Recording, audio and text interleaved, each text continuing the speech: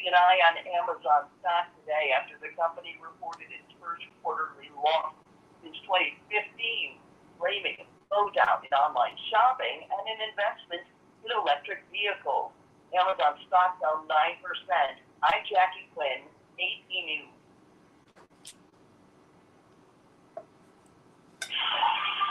It's 8:20 a.m. WCPT Willow Springs and streaming worldwide at WCPT820.com. We are Chicago's progressive talk, where facts matter. Now your WCPT 820 Chicago traffic update. On Chicago's south side, there's a rollover crash at Archer and Pershing Right Park. Willow Springs, southbound with Range Road at 87. Lane blocked with a stalled vehicle. There's some routine congestion here and there on the expressways and tollways. Expect down Stevenson traffic stopping Harlem Central and Pulaski Chelsea in 24 minutes. Something better in Memorial Tollway, Summer Lake Shore Drive, not much for you. Inbound Ryan gets tight at Cermak, 14 minutes, 90 minutes to downtown. Westbound I-57 has a delay, Speaker to US 30. Traffic's a little heavy on outbound I-57 at Falstead after overnight construction. Bishop Ford, traffic is tight at 103rd, 11 minutes, easy 94 to Burge. I'm Alamonte. John Hartman, what is the positive message to the government to bring? Okay, hey everybody, hey Ann Spencer, hey Dave Dowling, Linear Bob. How you doing today? Thank you so much for being with us. We're going to be talking about Derek Chauvin, the former Minneapolis police officer, or the then Minneapolis police officer who killed, murdered George Floyd. He wants his conviction overturned. So we're going to be talking about that today. I'm sorry?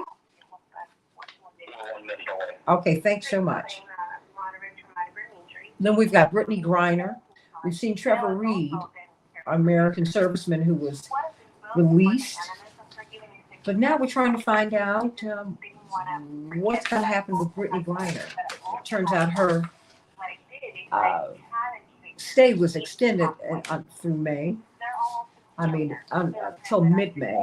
So just what does all of that mean, everybody? And then strokes. You all wanted us to talk about this again, and that is what we're going to do. Too many blacks and Hispanics, but especially black people, are not offered this clot-busting drug that you need within 90 minutes of having had the stroke. 10 seconds. So we're going to be talking about that. Stay right there. Matters. You're listening to WCPT 820.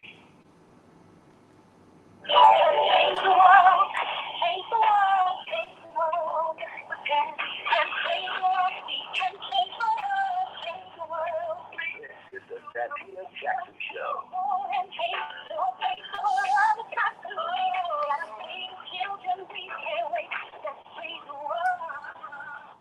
Hey everybody, welcome to the Santita Jackson Show. Friday, April 29th, 2022. I'm coming to you from WCPT, the nation's largest progressive talk radio station. We used to be Air America, but now we're the Heartland Signal, everybody. Please check us out and follow us on social media. And AM 950 Radio. AM 950 Radio. We are but a handful of stations that offer the progressive perspective. You know, just follow the facts, everybody. And AM 950 Radio, of course, is in Minneapolis, St. Paul. They're at the top of the news today as we talk about Derek Chauvin, the then police officer from Minneapolis who killed George Floyd. He was convicted of that a year ago. Well, he wants his conviction overturned. He said the protesters, there was just bias everywhere you went, everywhere you turned. We're going to be talking about that because he is pushing for that. That was filed yesterday.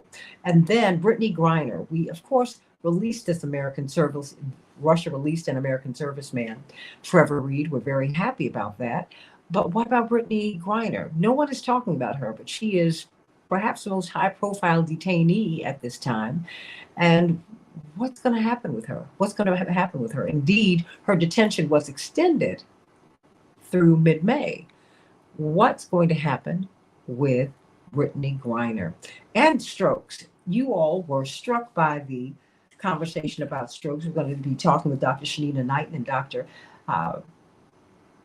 Natasha Washington and Dr. Neelam Agarwal about the clot busting drug that you need within 90 minutes of having the stroke, the trauma centers that deal with strokes that are in the hearts of the Black community. And they're generally poor hospitals. We don't know where they are. But if you have a stroke, you would think that you would need to go to the wealthy hospital in the city. That's not necessarily so.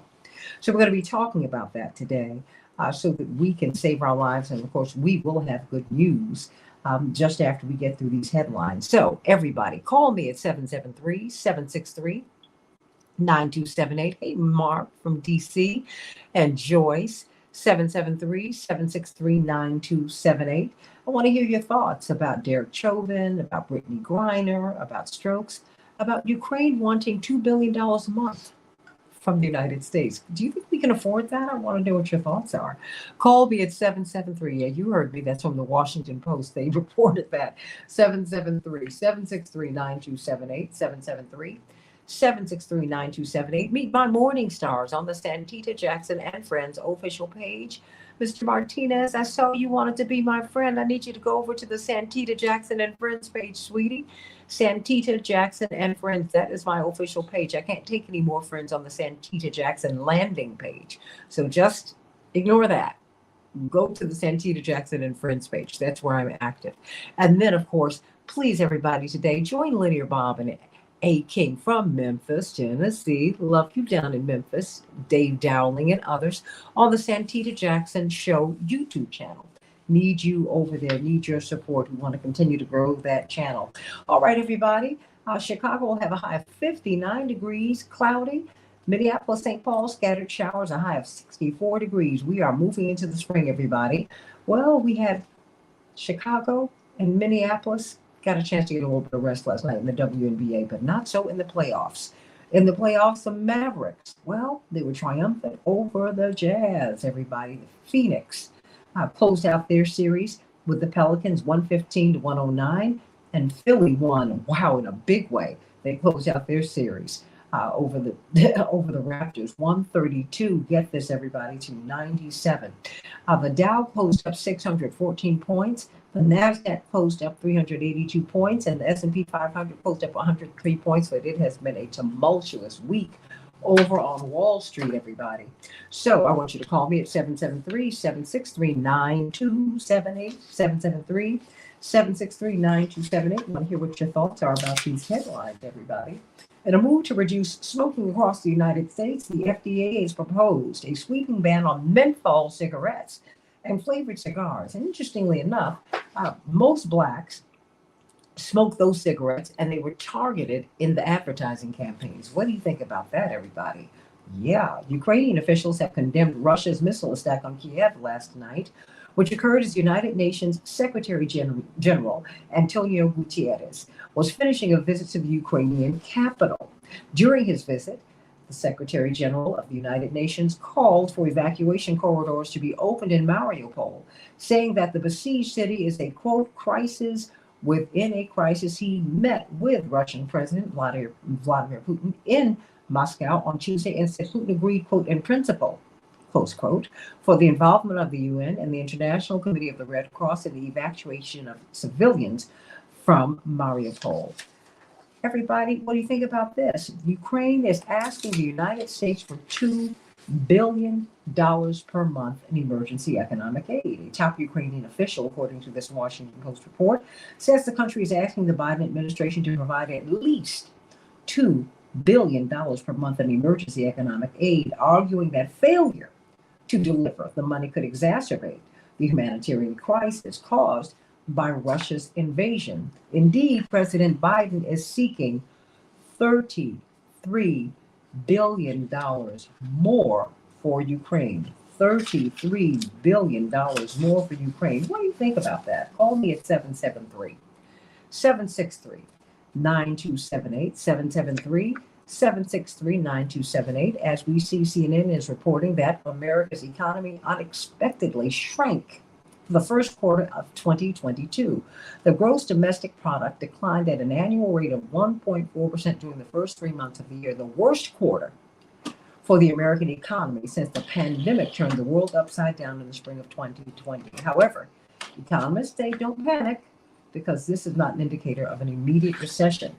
But we are struggling, everybody. So I want you to call me at 773-763-9278. I know I threw a lot at you, but there's a lot going on, and I want you to be informed. Call me at 773-763-9278.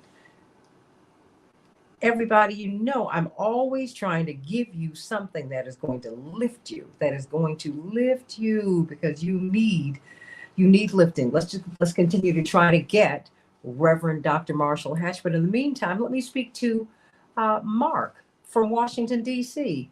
Mark, it's a joy to hear your voice. What's going on?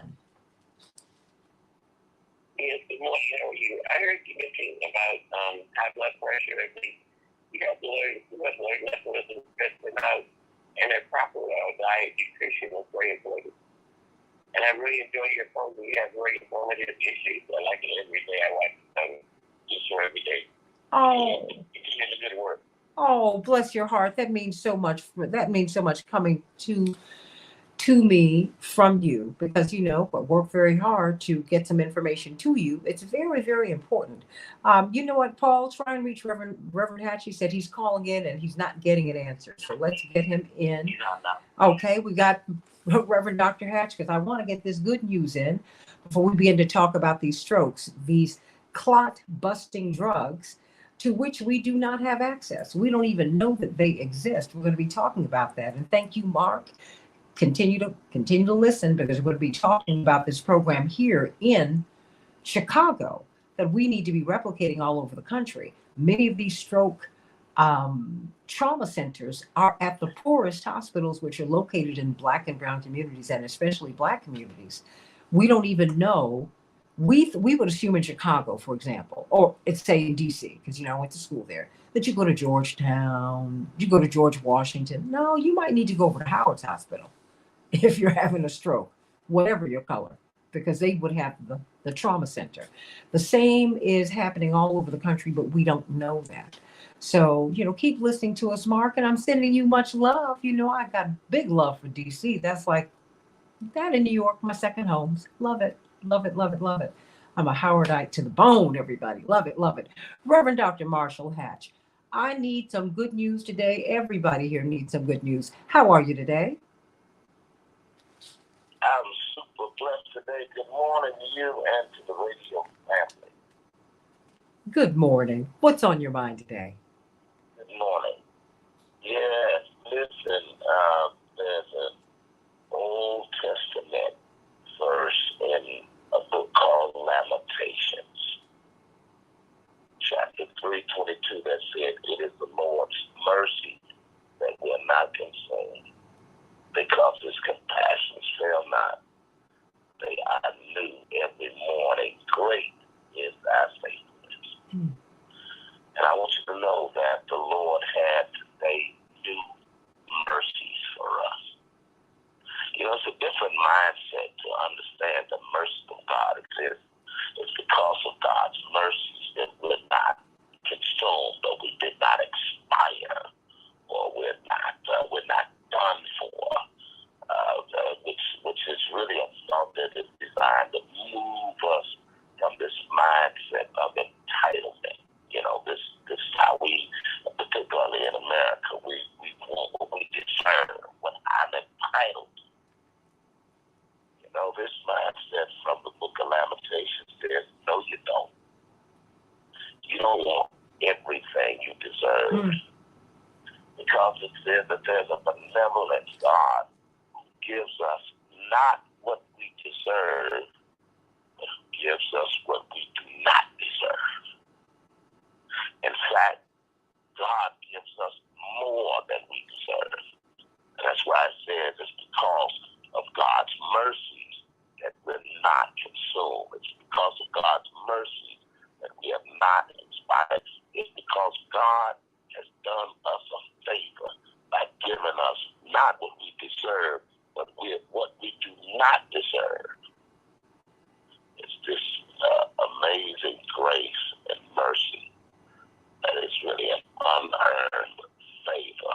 You know, we say we have the favor of God. It means God has done us a favor and not given us what we deserve, but what we don't deserve, more than we deserve. And so when we woke up this morning, you know, the older I get, I'm just with gratitude when I wake up in the morning. We just had, you know, Easter and new life and it's spring. It's like every morning feels like a resurrection when you realize that you could have died in your sleep or some misfortune could have happened. But it's the Lord's mercies that we were not consumed. And so every day we wake up, it's like a new resurrection. We are greeted with God's new mercies for that day. Now, why does this mindset literally change our lives? That God gives us not what we deserve, but gives us more than we deserve. It's because whatever you obtain, that's what you should give. If God gives you mercy, then you should live today being merciful.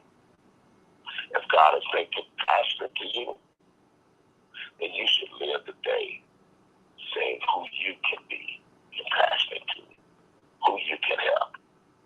If God has given you grace, you know, what you did not deserve, unmerited favor, then that's what makes you gracious. That's what should make you a nicer person to everybody that you meet, because God has been gracious to you, has given you new mercies.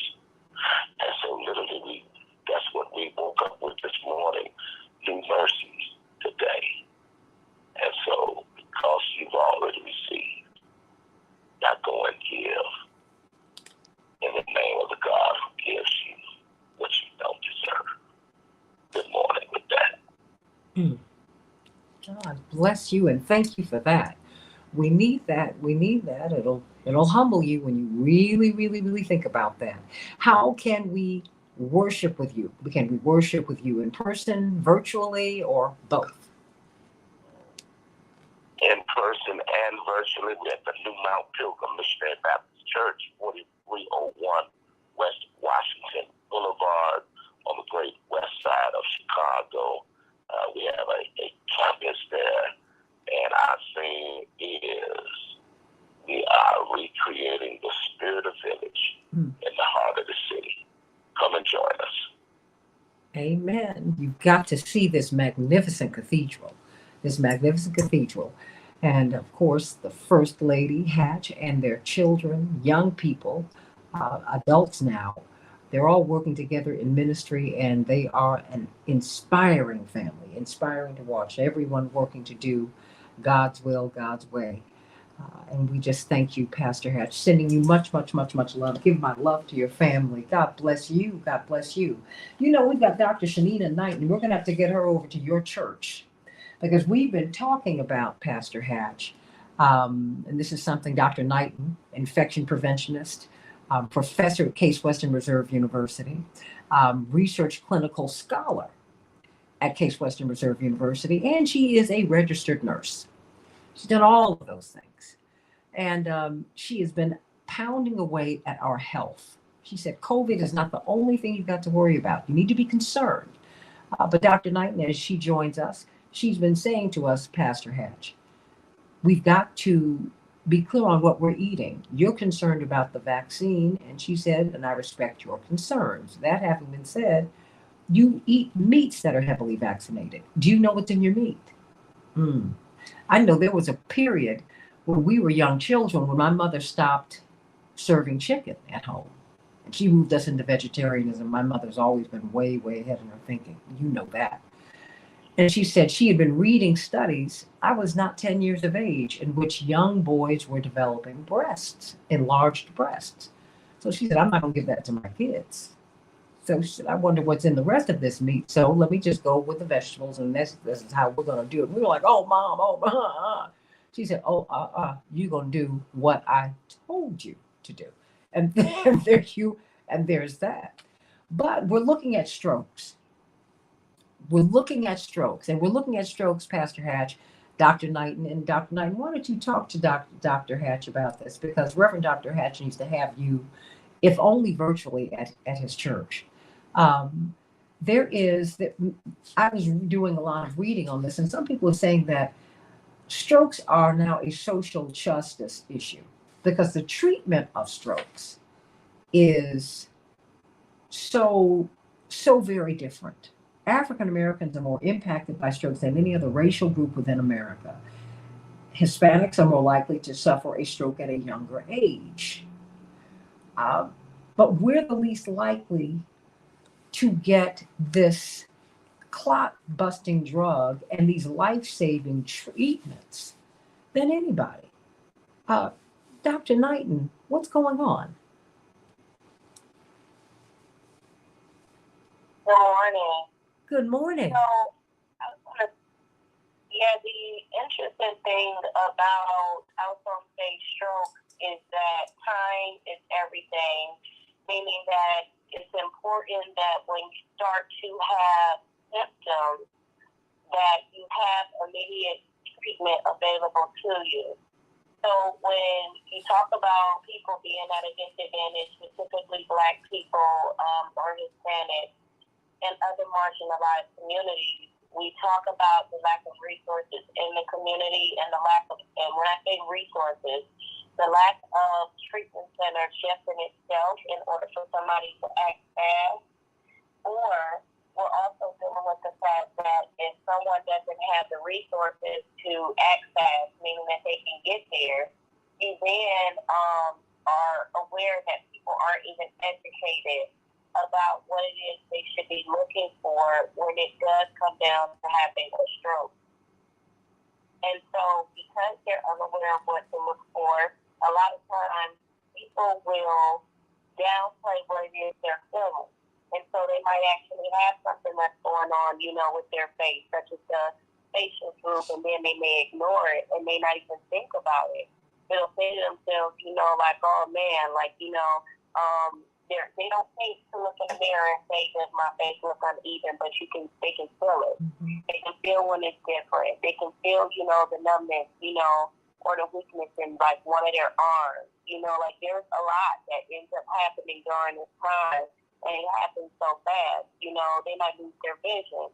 So you have all of these things with diversity that happens in a short period of time. And there's more than one symptom that may happen, but then you have individuals that will actually try to talk themselves out of having it. For example, when my mother had a stroke, early in the day, she'll tell someone that, like, literally, she was off balance. She had already failed 2 times during the day before she realized that she was in trouble. It wasn't until, like, literally, she realized that she couldn't move, and she said, like, you know what, something's going on. But it took all of those early warning signs that she talked herself out of to realize that it was going to be worse than what it was. And she actually is very lucky because her brain was without oxygen for 45 minutes. So I'm saying that to say that when we look at the symptoms that exist, the problem that we have is downplaying everything. And the reason why you say it is a race issue, even though this is honestly, to me, an American issue too, is because people will downplay what they need healthcare-wise because they don't have healthcare insurance. They'll downplay what it is they need to do for themselves because they say they can't afford it. I've seen it happen where somebody's like, oh, well, I'll just try to remedy it because I don't have the money to pay the copay, or I don't have the money to seek out treatment, or I don't want to create another hospital bill. These are often conversations that occur, and I always tell people, because it's the same thing you do with education. I'll hear individuals say, you know what, I'm not going to college, or I'm not doing this because I don't want to go into debt. And they don't look at it as being an investment in themselves. Meaning, if you do not take care of your body and you're not here, it's not going to matter about their job. It's not going to matter about because you have to take care of your body first. And so access is a huge issue, as well as understanding what's happening in terms of fighting a stroke and being able to act fast. There's a lot of things that's working against people when it comes down to that. And a lot of it does come with the ignoring the symptoms. Now, you know me, as we always say that prevention is better than treatment.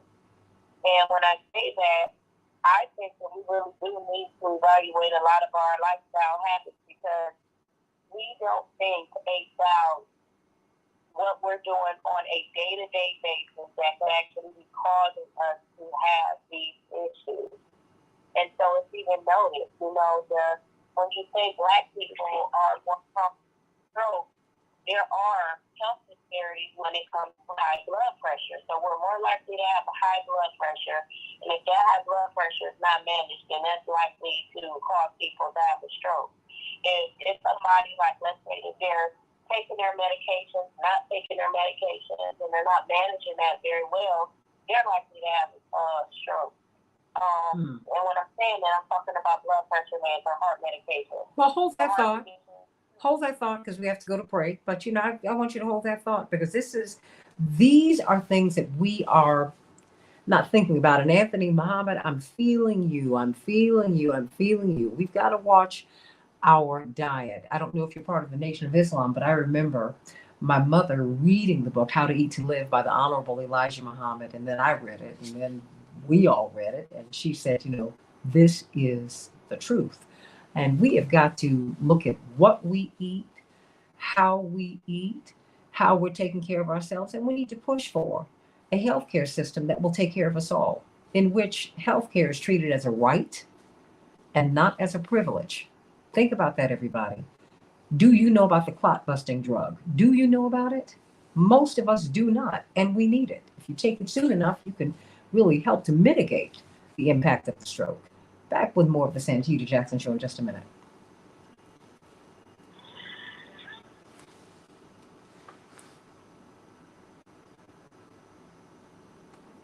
Shanina?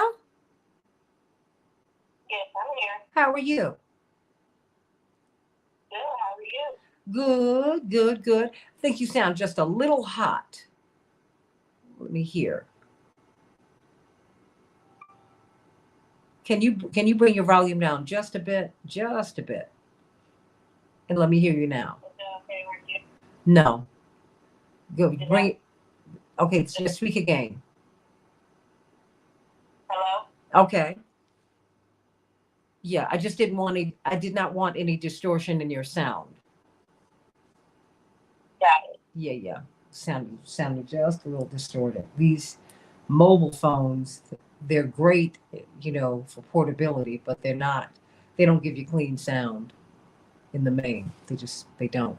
And Anthony Muhammad, I did see Dr. Park's powerful testimony in Michigan months ago. Maybe it was even a year ago. And I would love to have her on the show. Very, very, very powerful young woman who gave a very powerful testimony. She was talking about the vaccines. But generally speaking, she was talking about health. And I think that we need to open up the conversation. You've heard me say this, everybody, so that we can talk to everybody. And who do we have? Dr. Washington? Correct. Okay. Dr. Washington, we've got Dr. Knight in here. Please forgive me. I did not connect you all by text as I promised. I will do that once I get off the air today. And we're going to have Dr. Agarwal. Will we have her again? Okay. Yes, she should be present. Okay. Fantastic. And so we were just leading into this conversation about these strokes and about what the treatment that we're not getting. But one of the things that Dr. Knight, and we've got about a minute before we come back up or less. Why don't you talk to her about, the health concerns that you have that lead us into strokes or that lead us into poor health? I was going to say, I'm talking to the expert. I just wanted you to share your thoughts. I don't need to share your thoughts. Y'all are the experts. I'm just the host. Dr. Agarwal? Hi, good morning. Good morning. How are you? I'm doing well. I'm happy it's Friday. How about you? Oh, girl, I work straight through the weekend, so I guess I'll just be glad to get on Yeah, through. there you go. Mm-hmm. I've got 3 more shows to get up by Sunday, so there we go. There you go. There we go. Well, no, I tell you, it's funny how when you say that, right? The days and what those days used to mean, things just change. Now it's constant go, go, go, isn't it? Yeah, I think I think that when you become an adult, it's like you used to look forward to spring break and summer vacation. I'm like, what is that? I don't even know what that is. That's for the kids. Yeah, exactly.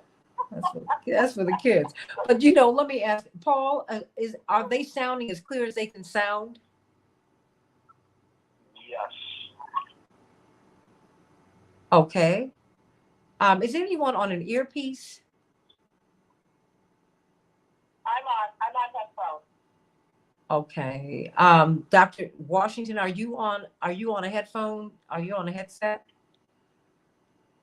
I'm not. Okay, that's better.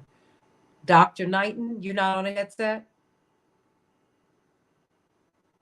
I am not. Okay, very good. Well, you sound clearer now, so that's good. Okay, here we go. Coming back in 10 seconds. Mm-hmm.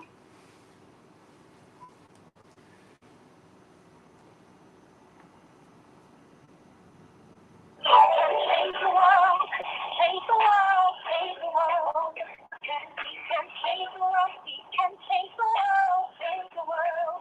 This is the Santita Jackson Show. And change the world, got to know. Gotta save the children, we can't wait. Let's change the world. Hey, everybody. Welcome to the Santita Jackson Show. At the top of the hour, we will be talking about Derek Chauvin, the then Minneapolis police officer who was found guilty of killing George Floyd. He had his knee on his neck for more than 9 minutes. Well, now he wants his conviction overturned. He says, there were biases, the protesters frightened the jury, et cetera, et cetera. I mean, it's just shocking. We're going to be talking about that at the top of the hour. And Brittany Griner, when will she get out? Trevor Reed, an American serviceman, was released. We applaud that. That having been said, is the State Department making her a priority?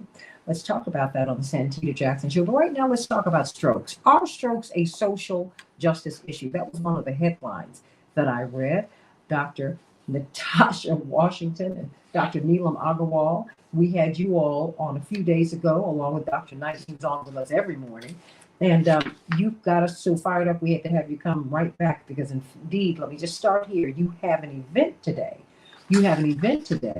And you're really working to educate the community. You have a community-based program in which you are pushing for the community to become engaged and to be prepared in the intervening of strokes. Indeed, it's a serious program. I hope I'm pronouncing that correctly. Community engaged stroke preparedness intervention right here in Chicago. Because indeed, Black people are more impacted by strokes than anybody, than any racial group. Hispanics are more likely to suffer a stroke at a younger age. And if you're having a stroke, it is critical that you get to the hospital fast.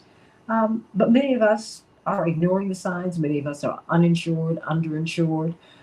There are so many issues, and yet we're seeing that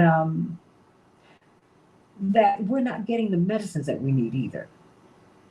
There's a study that found that women were 8% less likely than men to receive this clot-busting drug compared to white patients. The odds of not getting this clot-busting drug were 28% higher for Black people and 17% higher for patients of other races. So there's something that is going on here. But let me start with Dr. Knighton. Let me start with Dr. Natasha Washington and Dr. Neelam Agarwal about this program and this event that you all are having today, because you are seeking to get the community engaged and get them educated, get us all educated about what we can do if we're having a stroke. And I just have so many questions for you today. What hospital to go to? We assume you go to the wealthy one, and you're like, no, not so fast. That's not necessarily the truth. Dr. Washington, Dr. Agarwal, please begin. Well, I want to ask Dr. Washington to kick it off a little bit about a lot of the issues that you're touching on, and then I'm going to follow up with my perspective coming in as a physician and seeing what I've seen in the field for so many years about why this is so important about education in the community. So, Natasha. Why don't you tee it off? Yeah, I appreciate that. So I think, Santita, one of the biggest concerns that we found when we started this research, as well as what we continue to witness, to the point that you made, is, folks in the community just are not educated about stroke, about the signs and symptoms of stroke, about preventative things that they should be doing with regards to just their total health in general to try to mitigate stroke. And even one of the biggest concerns was navigating the health system, right, in the event of a stroke, because the stroke is a time-sensitive disease. And so there is a critical element, a critical time element, in which you can even qualify for that clot-busting medication that you talked about, which is TPA. And so what we found is that through our education, we also needed to really double down with the health system to educate people in the community more deeply about how to navigate the health system. And so what I mean by how to navigate the health system is that what should you even expect, right, upon arrival to the hospital, in the event that you believe you are having a stroke, right? How should you even get to the hospital? What are the preferred ways to get to the hospital?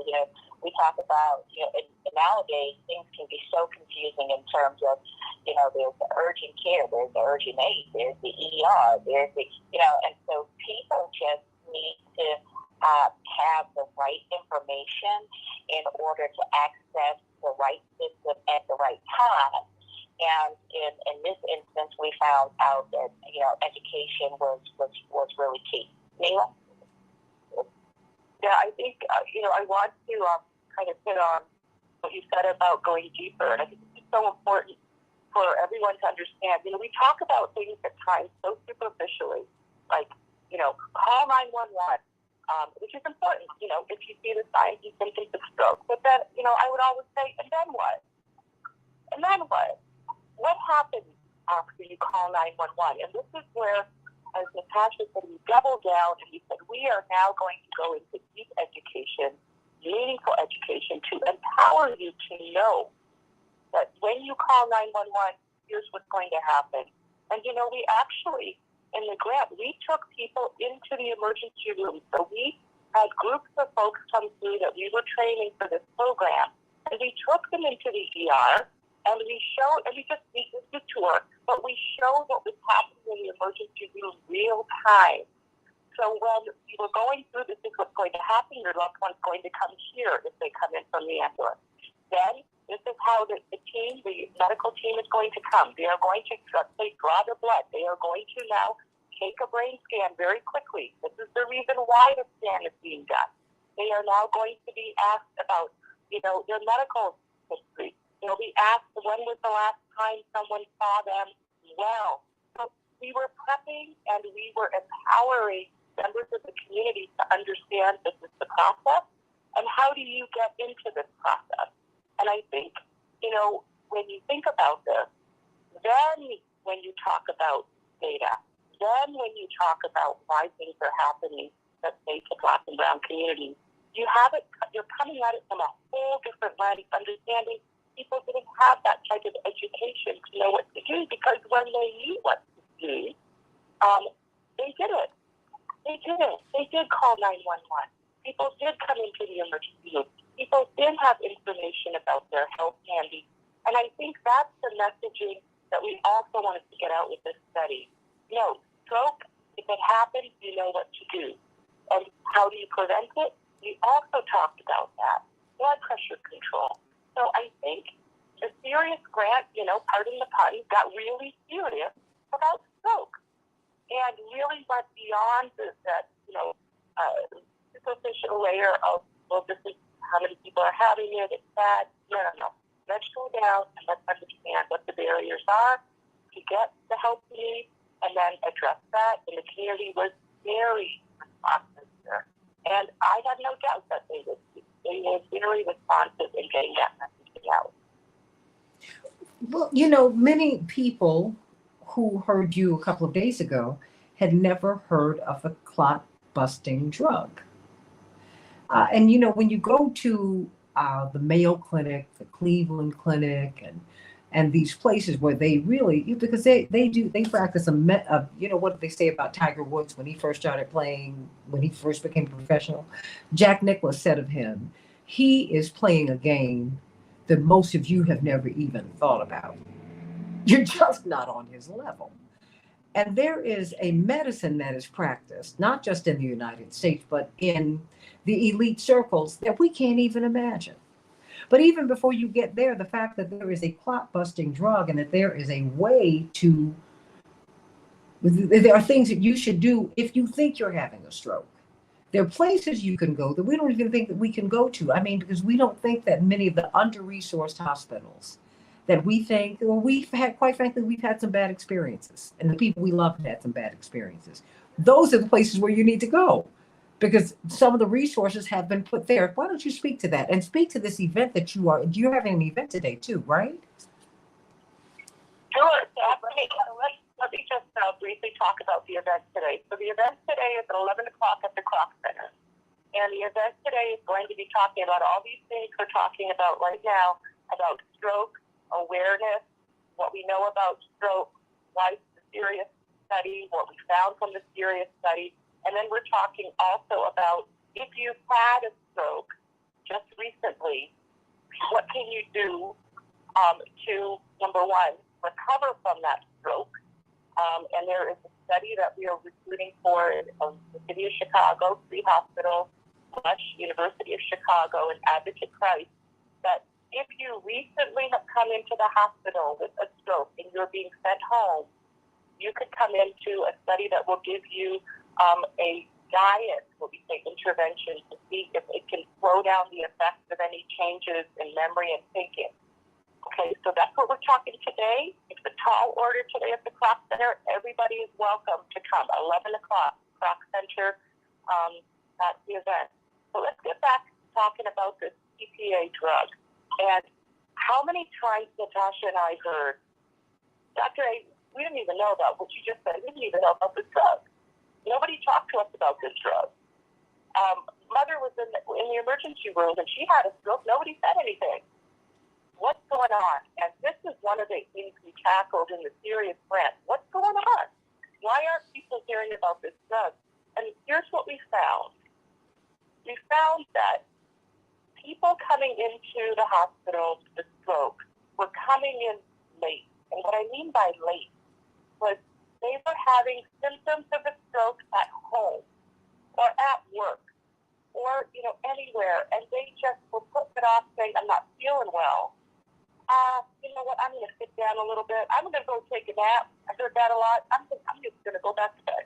Today's just not a good day.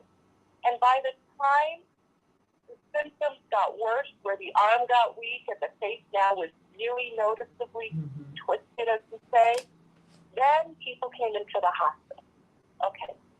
So it wasn't 4 hours later. It wasn't 6 hours later. It was like 8 hours later. And if you talk to people, you'll hear this. No, I didn't come in, Dr. A, until the next day. Well, here's what happens. When you come in late like that, the discussion for that drug is not even brought up.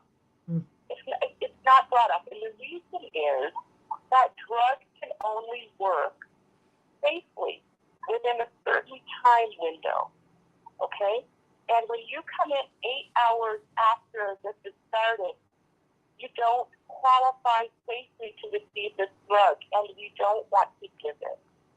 And this was the key message, I think, that people, when they heard that, they were like, okay, now we know. There is a time window for me to be considered for that drug. And we are missing it. We are missing it. And we were missing it. People were coming in much late. When you come in with that 4 to 6 hours window, you can be considered for that drug, because that's when the drug not only is safer to give, but the effects of the drug reversing the stroke are the highest.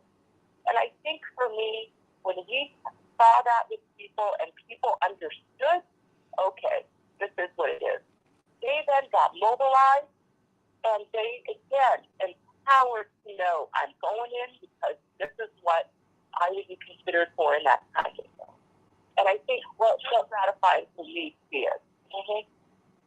So there's another dynamic to this also that I just want to add to the conversation. And the dynamic is that typical or that normalized experience that Black and Brown communities have had historically in navigating the health system, and in particular going to the ER, right?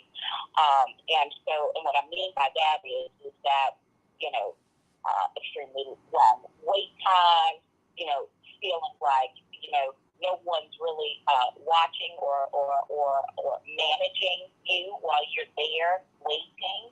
And even when you do have access and begin talking with the physician, oftentimes you feel like you're not being heard, and or all of your questions are not being answered. So I want to keep us real about the fact that there are other issues, right, that we have historically as it relates to engagement with the health system, period.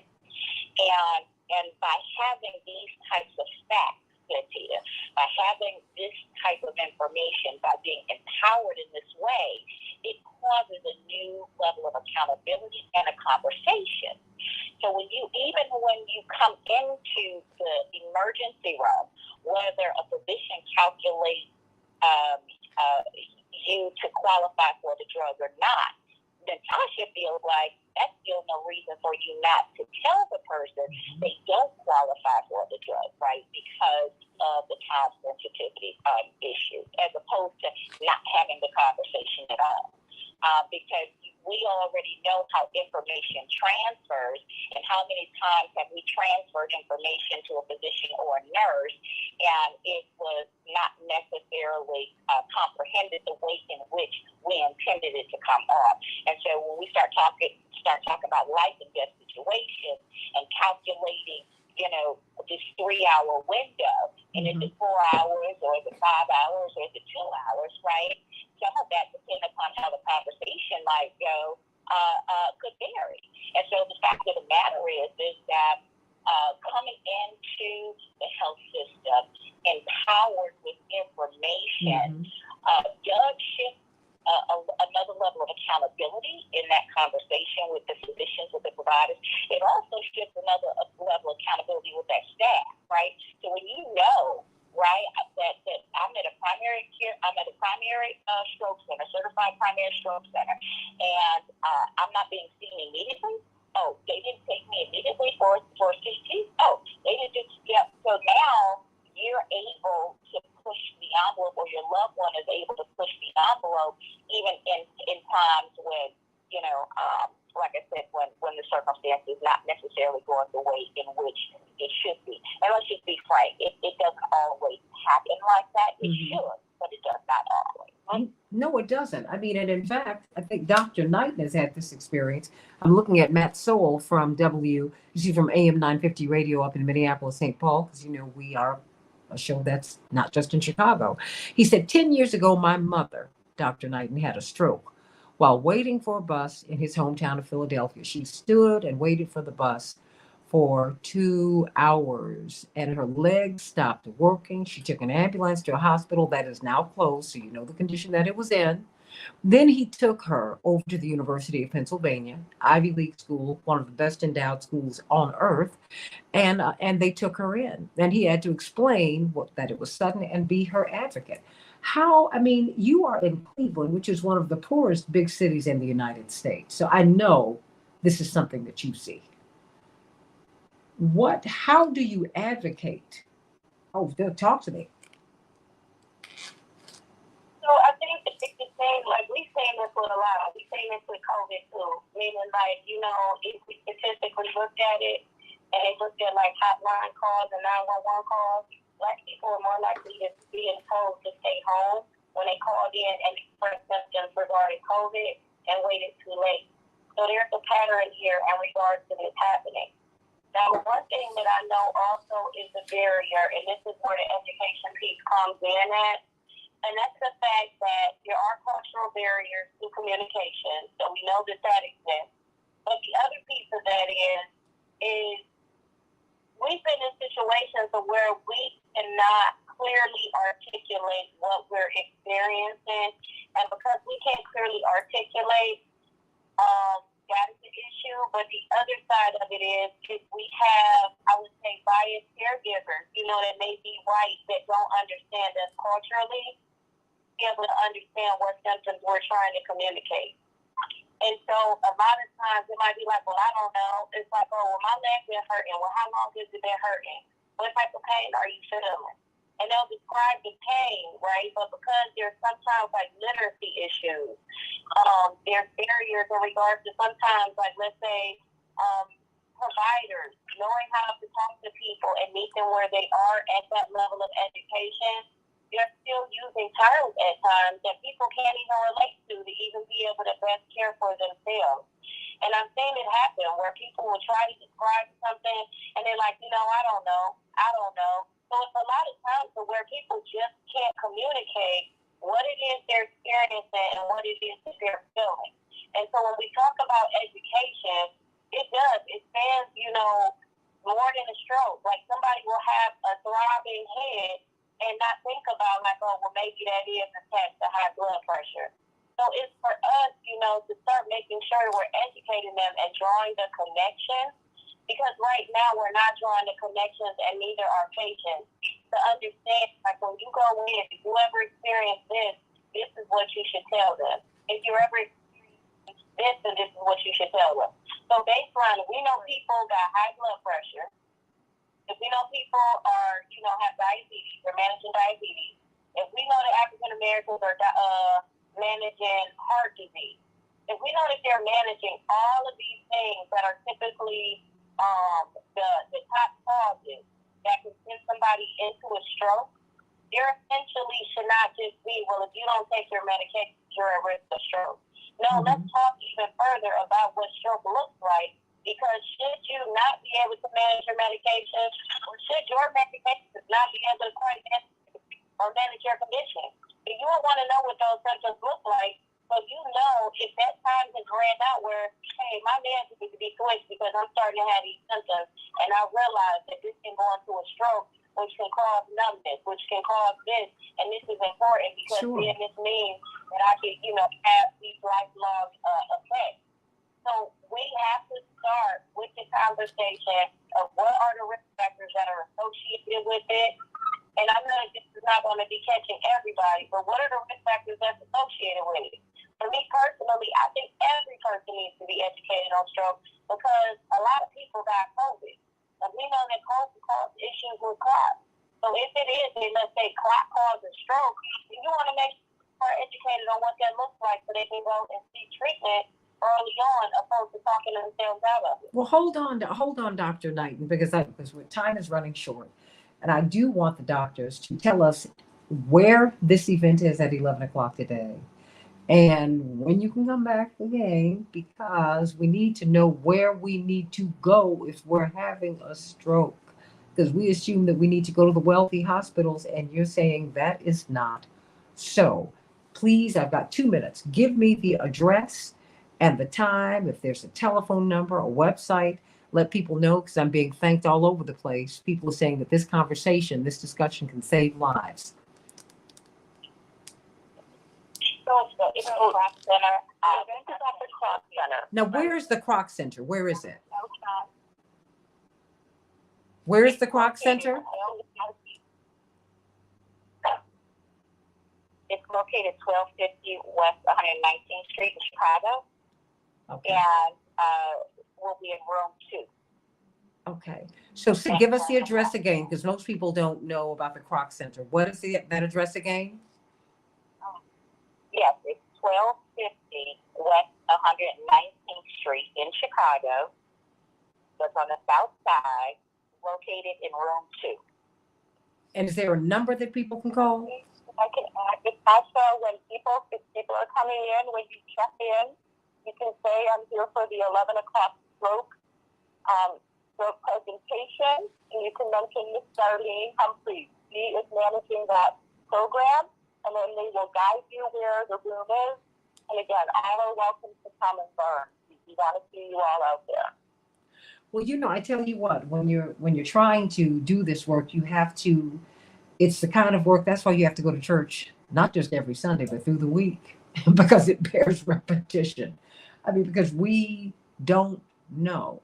And the more that we repeat it, the more we talk about it, the more that we will know. Because most of us, we're all at risk for a stroke because we don't even know when it's coming. We don't know how to handle it when it gets here.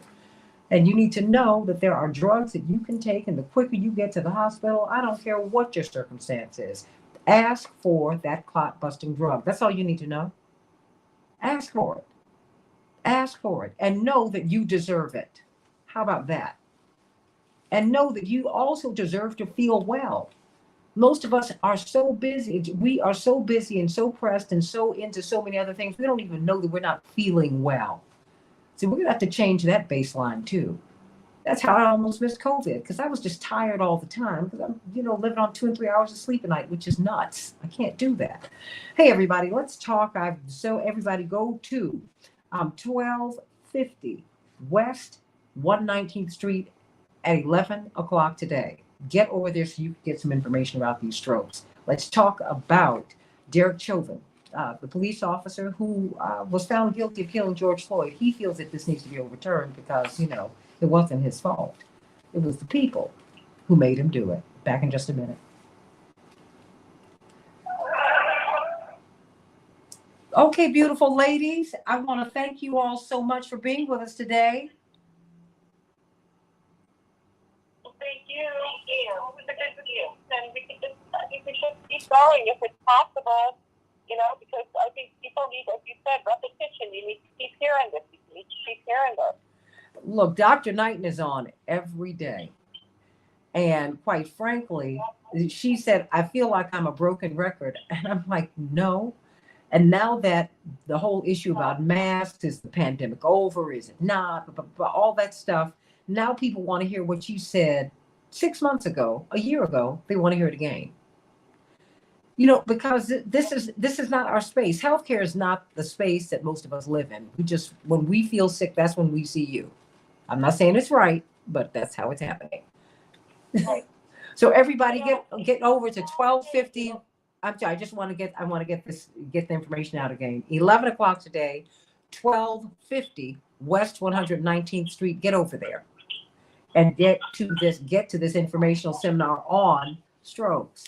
Very quickly, because I'm going to have to let you all go so I can put someone else on this line. I'm sorry. But doctor, yes? No, go ahead. No, please, because I'm going to have to let you go in a hot second. But because Hope Ewing wants to know, are you in Houston? Uh-huh. Okay.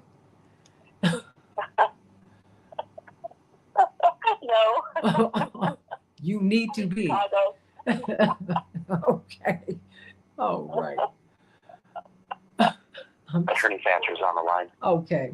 But I'm going to have to, but whatever you need to say, I can give you 30 seconds because I need these lines. Our lines are limited, unfortunately.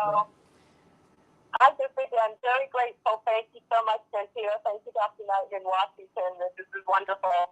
I'm getting ready to get out here to Croc Center, and we'll keep this discussion going. But I really appreciate this discussion because we got to get this deep education going. And Dr. Knight said it. It has to be translated. It has to be in a way. This is what happens. This is why it's going on. This is what you can do. People respond. When that info is presented that way. So thanks, everybody. Oh, look, that's what the show is for. So thank you. Oh, you're brand new to the show, Hope. Oh my goodness. Well, this is where you can find us. And you can go to WCPT820.com or AM 950 Radio.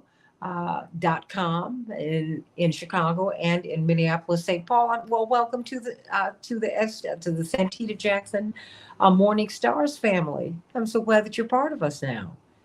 All right.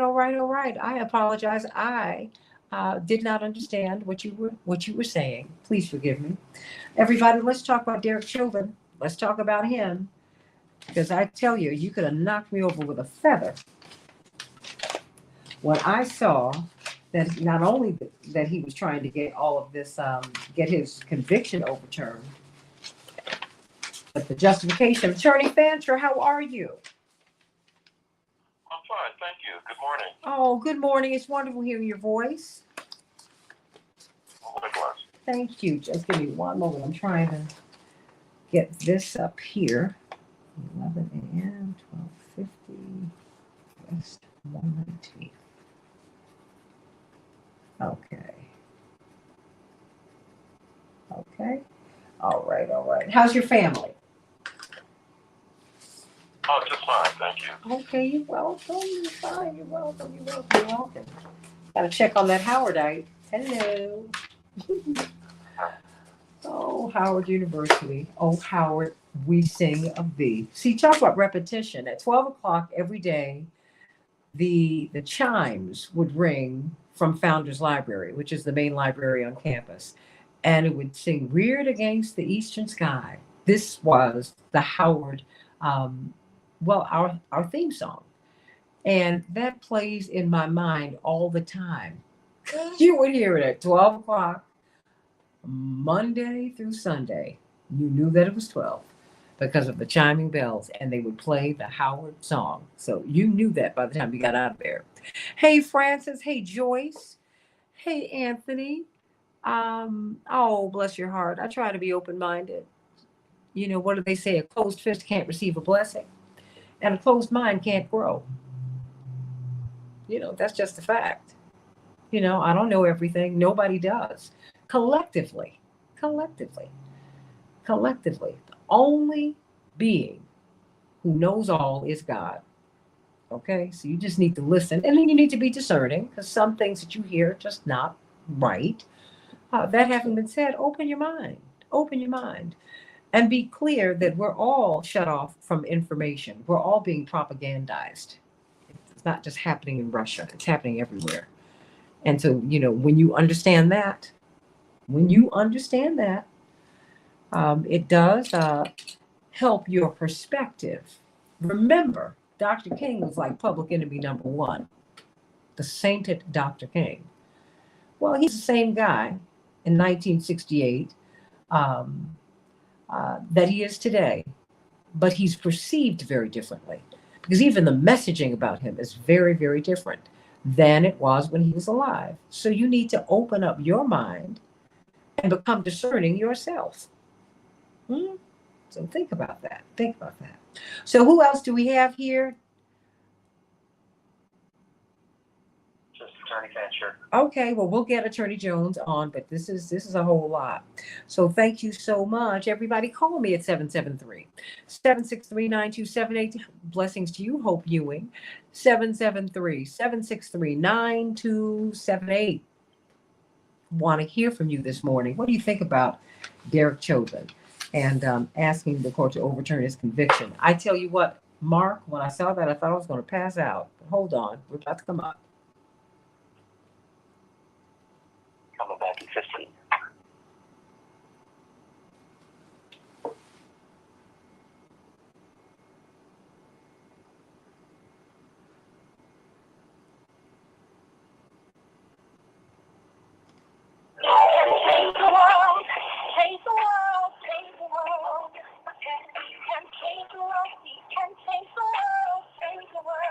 This is the Santita Jackson Show.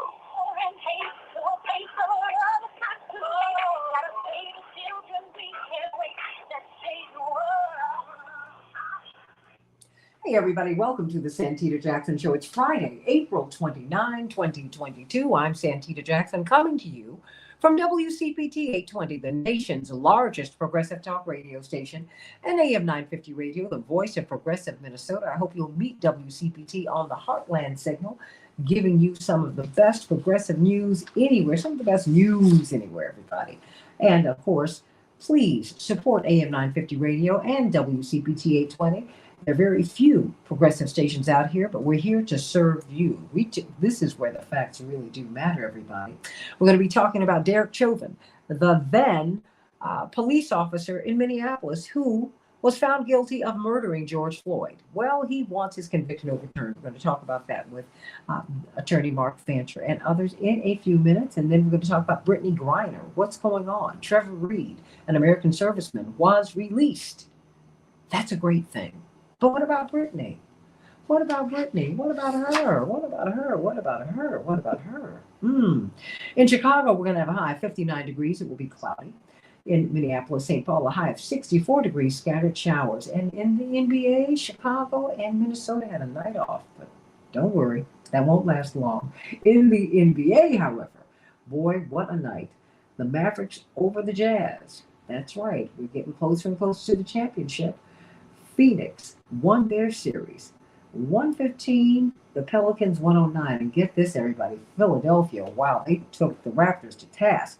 They won their series. Philadelphia 132, the Raptors 97. The Dow closed up 614 points yesterday.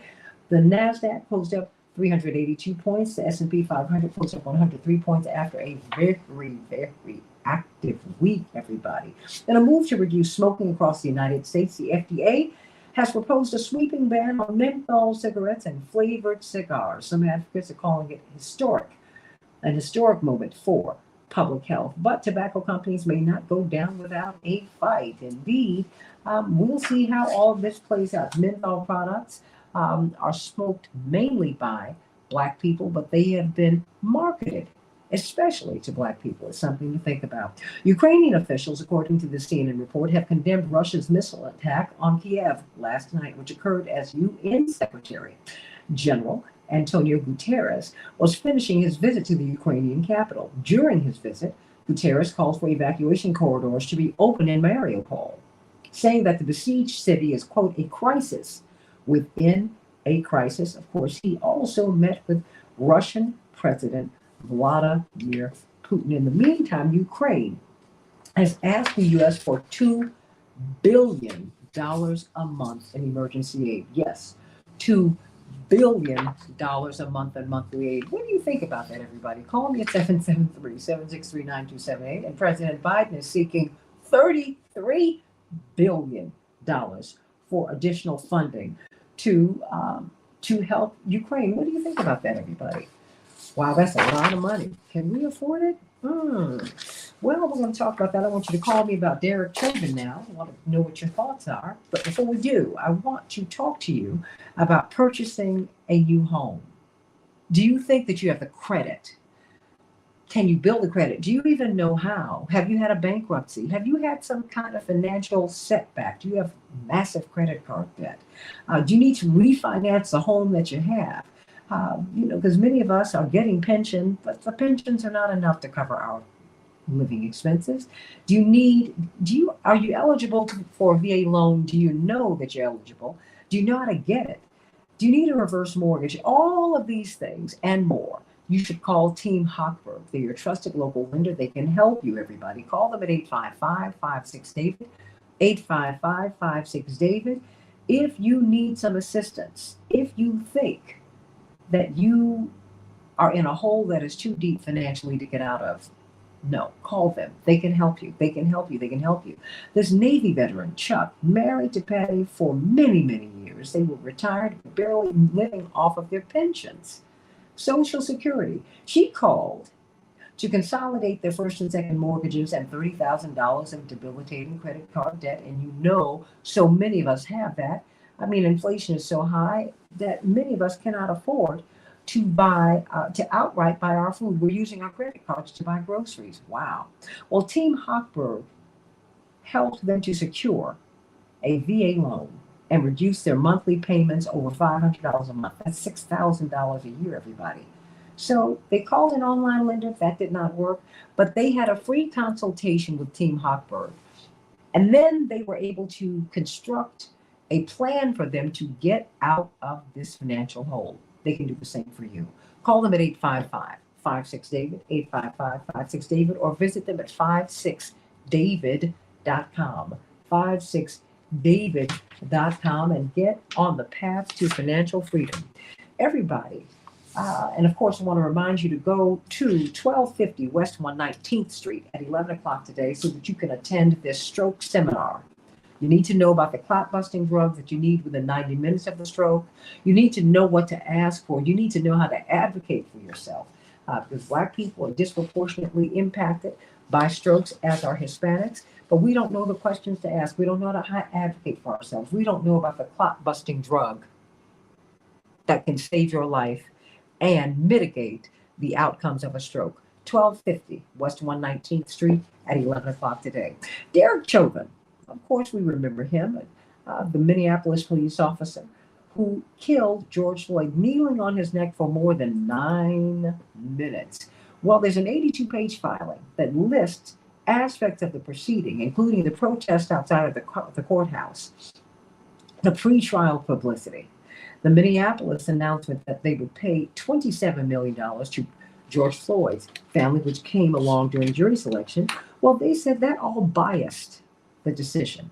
So they said his lawyers wrote, quote, "This coverage glorified Floyd and demonized Chauvin." Of course, Chauvin was then convicted of second-degree murder, manslaughter, and third-degree murder, and was sentenced to 22 and a half years in prison for killing Floyd, for murdering him. Well, he said, no, this will not stand, and I'm going to do something about it. So what do you think about that? And this comes fresh on the heels, Attorney Mark Fancher, of this Minneapolis human rights probe, this report that finds a pattern of racism in the Minneapolis Police Department. Minneapolis police officers used covert social media accounts to pose as Black community members, to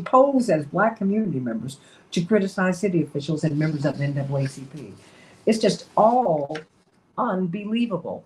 Attorney Mark Fancher, help us. Are you surprised by his attempt to overturn his conviction? What is he asking to do? No, I'm not surprised at all. This kind of thing may seem distasteful to most of us because of the context and the prism through which we look at this entire matter. But, and let me preface this by saying I don't routinely practice criminal law, so you have to take my thoughts with a grain of salt. But from my involvement in it and from the experience I have had in criminal defense, it is almost routine for someone who has been convicted to challenge the conviction on appeal. And the attorneys who file the appeals look for everything that they possibly can find to use as a basis for overturning the conviction. So this is par for the course. It's nothing unusual. It happens all the time with criminal defendants who are lesser known or unknown, anonymous people. This is just what's done. So I'm not surprised by it at all. What about his rationale? The protesters, the bias, the family being awarded $27 million. What do you think of that?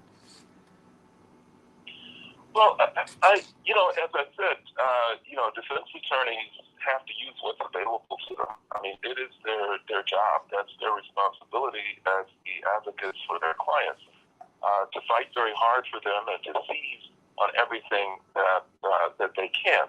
I think what we have to take into account is the fact that appealing a criminal conviction is a very difficult thing. It is, not something that happens, a reversal of a conviction or vacating a conviction. That does not happen very often. And one of the reasons that it doesn't happen very often is that appeals courts generally are very reluctant to substitute their judgment for what happened at the trial. At a trial, you have jurors who come there who presumably are looking at the evidence objectively. They're considering everything. When people are testifying as witnesses at a trial, it's the jurors who are there who are able to take stock of the credibility of the witnesses, to make judgments from their body language and from their demeanor and their tone of voice, and form opinions about whether they're telling the truth or not. So being there, live and in real time, watching a trial is very different from taking a look at a case on appeal in chambers of an appellate judge, where they're just reading briefs and transcripts and trying to figure out, what's going on. So when we're dealing with someone who's trying to challenge the conviction on the basis of facts, the things that happened in trial and that were established, the appellate courts, the appeals judges are very reluctant to try and second guess things that happen in trial with respect to the factual record. And they have different standards that they use when a case comes up for review. So when someone who's been convicted comes up and says that the facts were improperly established, or things were wrong, things that happened in the trial, then the judge uses the standard of clearly erroneous. It's just clearly an error was made, which gives deference to the court below.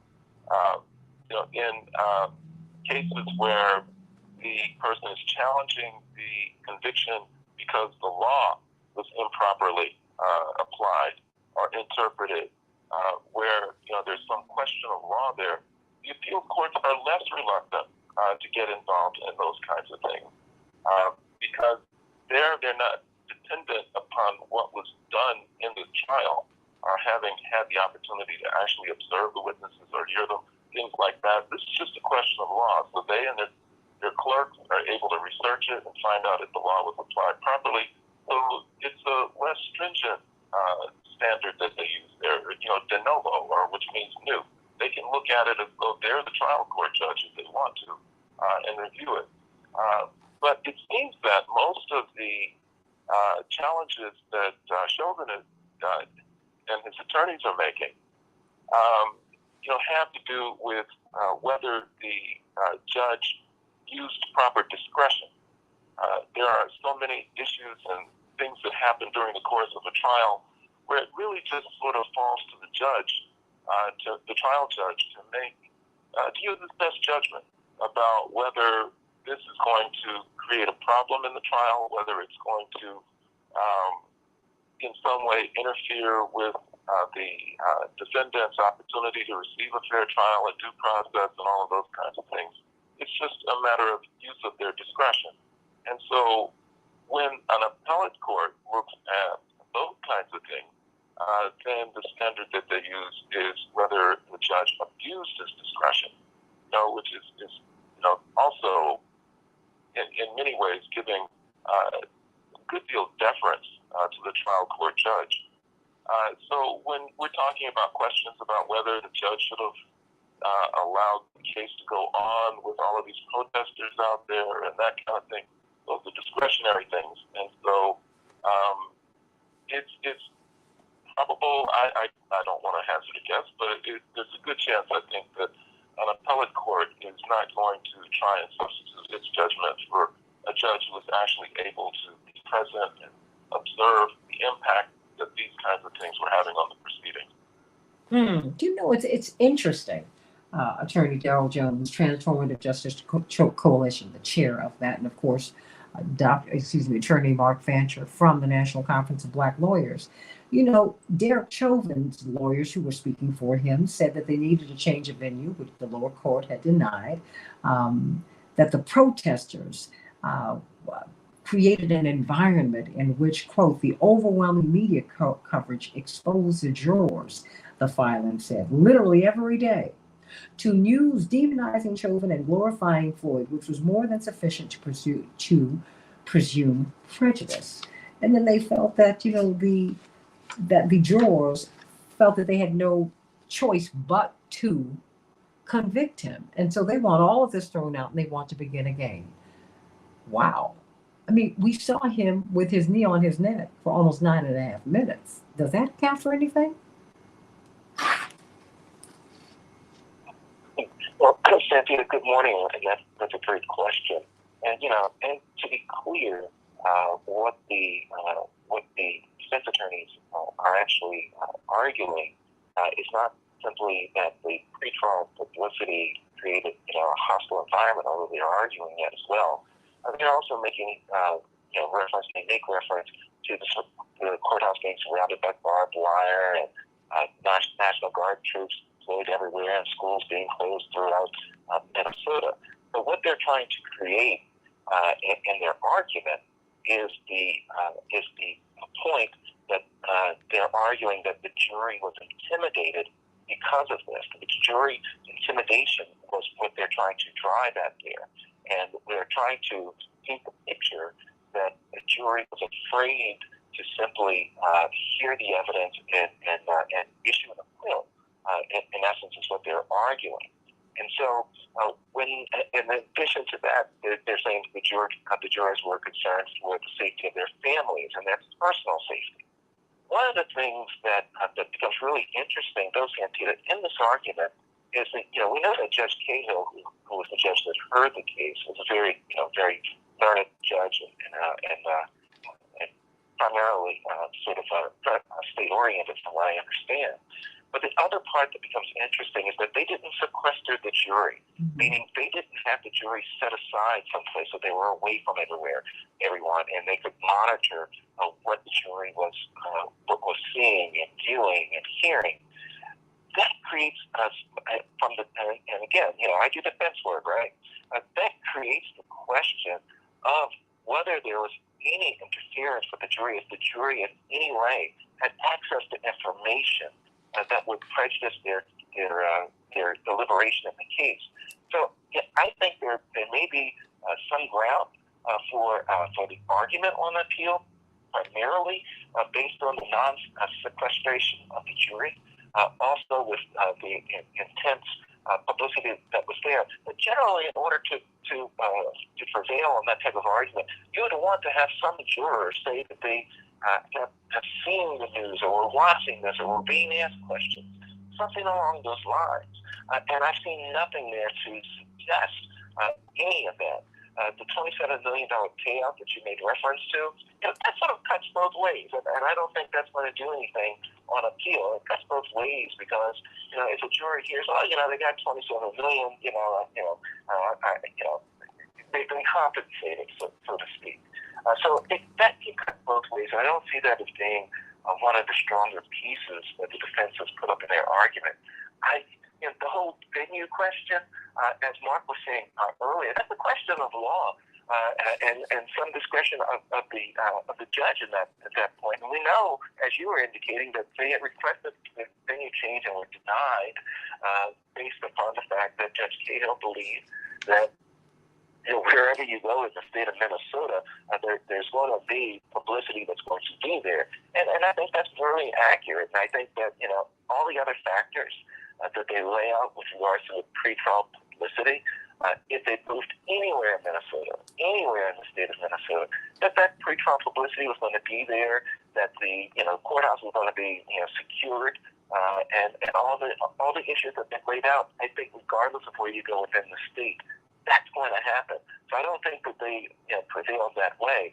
I am a little concerned with the jury intimidation argument that they have raised, and I don't know that it will get them the new trial that they're seeking, but not having the jury sequestered is in my mind very unsettling and concerning.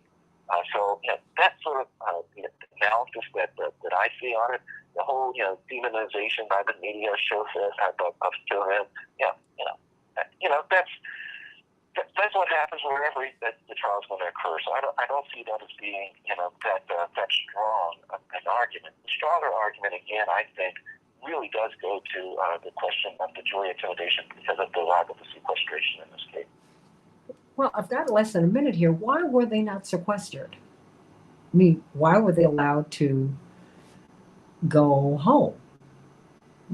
I think that, I always questioned that decision.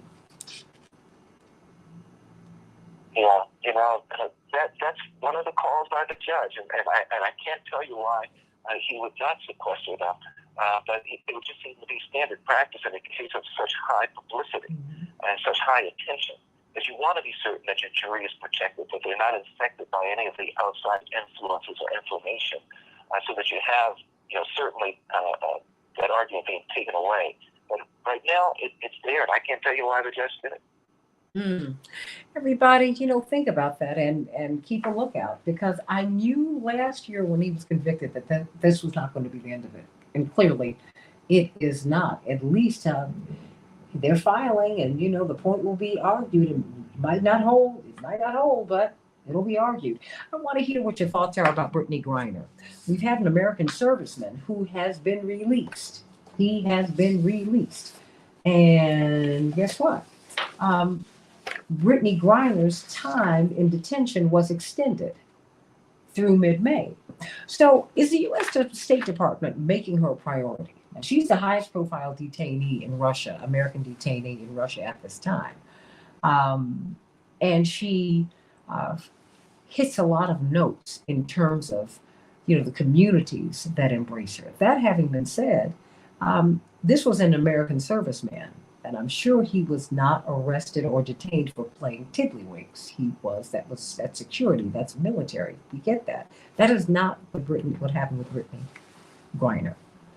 So is the U.S. State Department making her a priority? When will she be freed, everybody? Call us at 773-763-9278. Back with more of the Santita Jackson Show. Everybody go find out about strokes at 1250 West 119th Street today. I'm Santita Jackson, back in just a minute.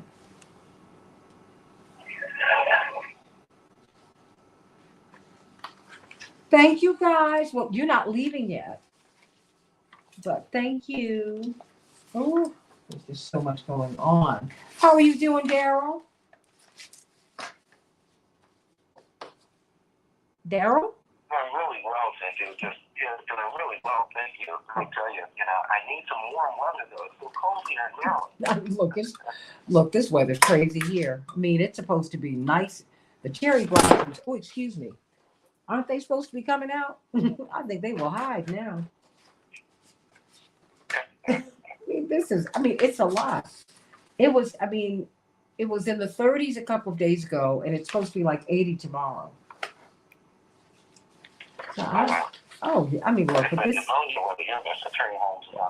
Well, this is how we get down to Chicago. Come on. If you stick around long enough.